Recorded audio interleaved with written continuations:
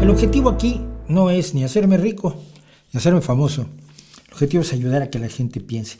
Y el otro día lo pensaba yo en la forma en cómo evalúo ciertos grupos musicales. Hay gente que está allí para que veas qué buenos son tocando la guitarra, o para que veas qué guapas o guapos son, para que veas qué bien bailan, y entonces los admires a ellos. Luego hay otro tipo de músicos que están allí porque tienen algo que decir, te quieren cantar una canción o mostrarte una melodía con la cual quieren conmoverte.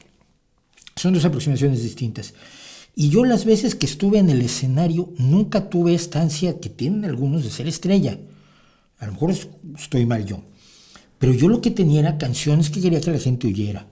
Y siempre fui, cuando no eran mis propias creaciones, siempre funcioné como correa de transmisión. Por ejemplo, cuando Alfredo Zitarrosa fue detenido en Uruguay, pues yo anduve por lo que eran las peñas folclóricas de México, cantando canciones de Zitarrosa que había yo puesto y denunciando pues la prisión del compositor, cantante y guitarrista Alfredo Zitarrosa, que luego con los años me tocaría hacer la última entrevista que le hicieron en México, en 1986, en San Juan del Río. Poco después murió cuando regresó a Uruguay. Entonces, pues no es, digo, la idea no es hacerme ni rico ni famoso, sino que ustedes compartan información que creo que es importante, datos que creo que son útiles y formas de pensar que les van a servir para que no les vean la cara.